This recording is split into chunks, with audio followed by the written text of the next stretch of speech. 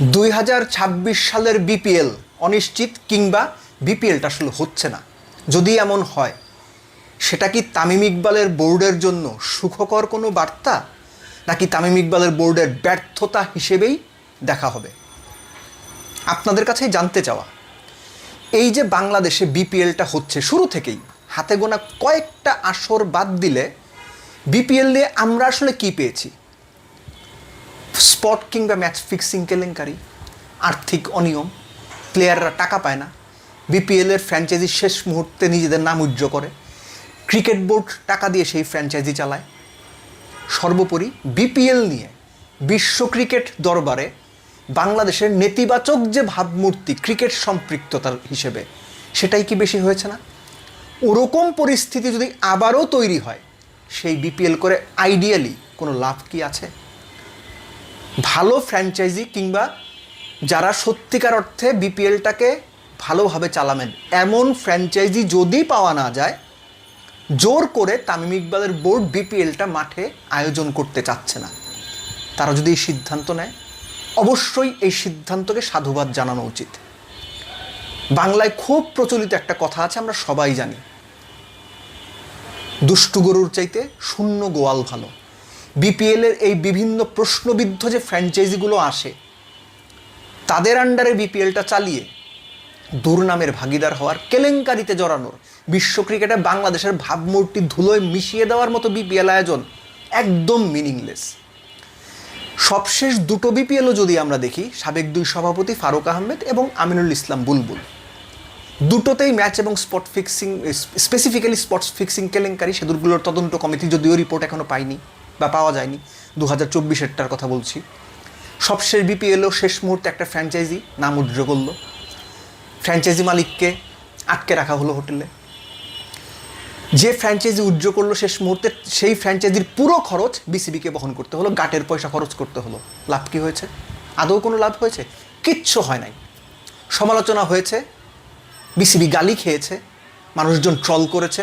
বিশ্ব ক্রিকেটে বিপিএলটা সবচেয়ে দুর্নীতিগ্রস্ত কিংবা অনিয়মের মধ্যে দিয়ে যাওয়া একটা ফ্র্যাঞ্চাইজি টুর্নামেন্ট হিসেবে সবার কাছে পরিচিতি পেয়ে গেছে।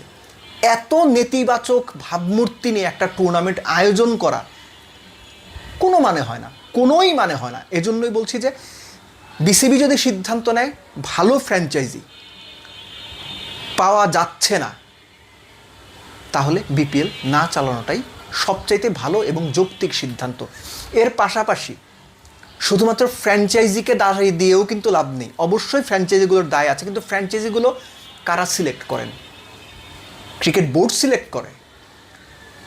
এবং এই যে ক্রিকেট বোর্ডের যারা ফ্র্যাঞ্চাইজিগুলো সিলেক্ট করেন, কোন বিবেচনাতে সিলেক্ট করেন, সেগুলোর দায়িত্ব তাদের নিতে হবে।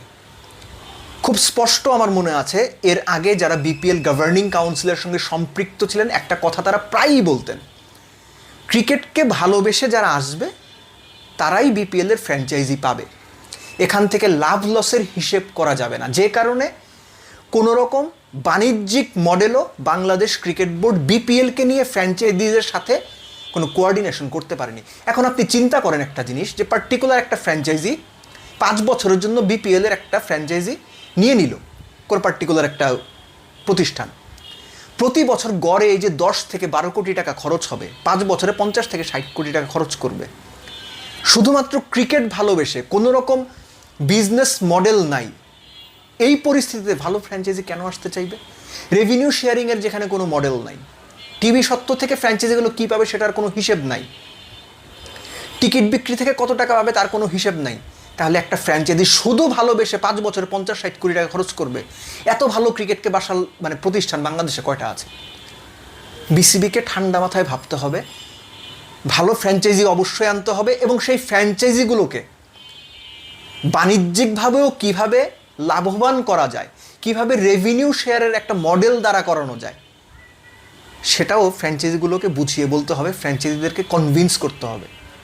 শুধু কথায় চিড়ে ভেজে না, বাংলাদেশ ক্রিকেট বোর্ডকে এটা মাথায় রাখতে হবে। মুদ্রা কথা হচ্ছে যে বিপিএলের এই যে সময়টা, টাইম ফ্রেমটা ক্রিকেটের জন্য একদম পারফেক্ট একটা টাইম, আবহাওয়ার হিসেবে বলছি আমি।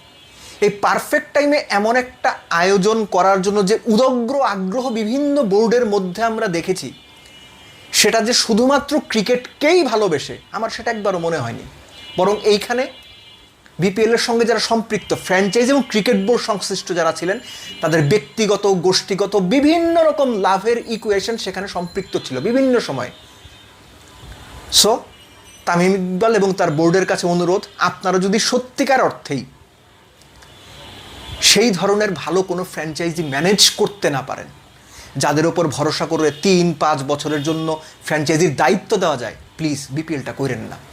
ওই সময়ে ঘরোয়া ক্রিকেটের এনসিএলের কথা অনেকে বলছেন, অনেকে অন্য কোনো ফর্মের কথা বলছেন, অন্য কোনো ঘরোয়া টি-20 টুর্নামেন্ট আয়োজন করেন, সেটাও যথেষ্ট ভালো হবে। অ্যাটলিস্ট প্লেয়াররা খেলার সুযোগ পাবে, প্লেয়াররা নিজেদের স্কিল শো করতে পারবে, টি-20 সাথে তাদের অ্যাডাপ্টেবিলিটি বাড়বে, কাজে দেবে। কিন্তু শুধুমাত্র নামকা ওয়াস্তে কনসার্ট করে, আতশবাজি ফুটিয়ে, বেলুন উড়িয়ে নামকা ওয়াস্তে এই ধরনের প্রশ্নবিদ্ধ বিপিএল করা, যেখানে ফ্র্যাঞ্চাইজির উদ্দেশ্যই থাকবে অসৎ, যেখানে বিসিবির ভেতরের অনেকের উদ্দেশ্যই থাকবে সেখান থেকে লাভবান হওয়া, এই ধরনের পরিস্থিতিতে বিপিএল না করাটাই বুদ্ধিমানের কাজ। তাতে অ্যাটলিস্ট সুনাম না কুড়ালেও তামিম ইকবালের বোর্ড দুর্নাম কুড়াবে না। এই কারণে বিপিএলটা যদি না হয়, আমার মনে হয় সবারই সেটা মেনে নেওয়া উচিত এবং সাপোর্ট করা উচিত। কেননা ওই যে সেই পুরনো কথা, যে দুষ্টু গরুর চাইতে শূন্য গোয়াল যেমন ভালো, ঠিক একইভাবে প্রশ্নবিদ্ধ, সমালোচিত, ফিক্সিংয়ে পরিপূর্ণ, টাকা পয়সার লেনদেন নিয়ে সমস্যায় জর্জরিত বিপিএল করার চাইতে ভাই বিপিএল না করাই সবচেয়ে ভালো সিদ্ধান্ত হবে।